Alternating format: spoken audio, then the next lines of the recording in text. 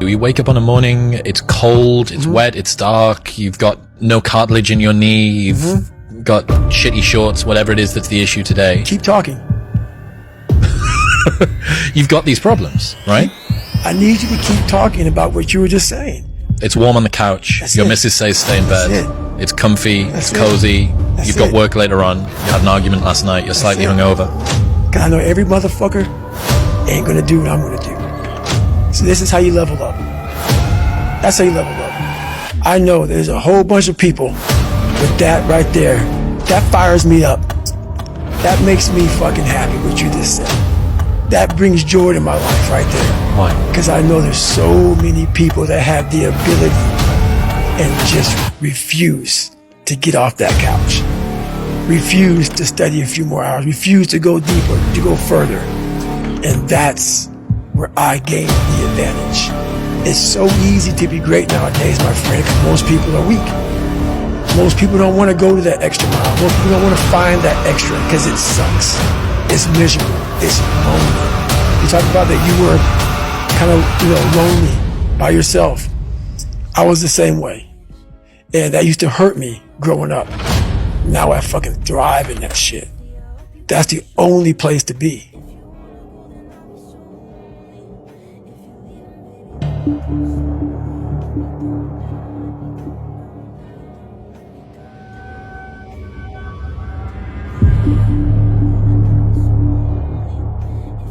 When Goggins lived with me, his rule was we had to do something every day that sucked. I remember one day I was sitting on the couch and in Connecticut where I was living at the time, and on the ticker on the TV, the emergency broadcast system came up. Stay inside. Freezing rain. Icy conditions. High winds. Stay inside. It was like beeping. Stay inside. And Goggins was like, this is amazing, man. Let's go for a run. And I'm like, they're telling us the exact opposite, man. They're broadcasting to the whole community, just stay inside. Right. So we go for a 10-mile run in the blizzard, and we come home, and I lived on a lake, and kids are playing hockey on the lake. So we go down, and he takes his hand, and he moves all the snow off the ice. He gets a boulder, and he breaks the ice, a little hole in the ice with the boulder, and then he takes his hand, and he makes the hole a little bit bigger, and then he jumps in. And then he points at me, and he takes his finger, and he signals for me to jump in. Well, Goggins' story is so fascinating because he wasn't that guy.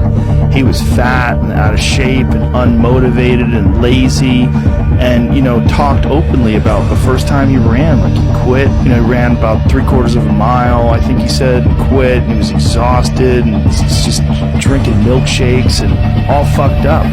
And somehow or another decided he's not going to be that guy anymore, and went 180 degrees.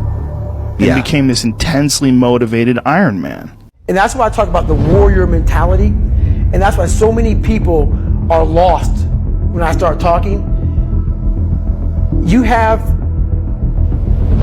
the right. You're lucky that you don't have to think like warriors think. You're very privileged. I chose this world to be a warrior. And I would choose it again if I came back to this world. But the mentality of a warrior is very different than normal mentality. You must be that person on that door, get ready to open it, thinking to yourself, if I die, so be it. The only way you can go in that door is knowing there's a great chance you're going to die. Like being a SEAL, you train with live ammo. You jump out of an airplane. Everything you do, you could die. So to be a warrior, why people don't understand me, I'm glad you don't understand me. Merry Christmas, good on you. Because being a warrior takes a whole different mindset. A whole different mindset to know that there's a great chance I may not be in the military. Like I was in for 21 years. I'm lucky. I'm very lucky that I'm alive, able to talk to you, able to still run. But when you sign up on that dotted line to be like a SEAL, your mentality changes. I may not live. You gotta accept that. And that's the mentality you have. You talk about performance without a purpose. Mm-hmm. What's that?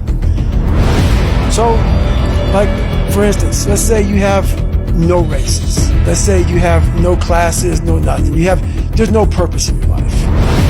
People need to have purpose to get up. They need purpose to perform. You need to get to a point in your life where there's nothing on the docket. There's no 5K, there's no There's no, I'm going to get into school to be this or that, and still perform to the highest level. Because what people don't get is one day that thing's going to come up. And if you're not constantly performing without purpose, you're not going to be ready when the time comes. It's this magical thing, purpose, that we're all looking for. But what's funny about it all is that we need these things to perform. But we don't take a second to realize the purpose is always there. The purpose never leaves us, because the very purpose is you. You are always the purpose. There may be another purpose, like being a SEAL or going to college or whatever, but the main purpose in life is you. So if you wake up in the morning and you don't want to do something, you don't care enough about yourself. And that's what you need to really research is, man, why am I not doing this for myself?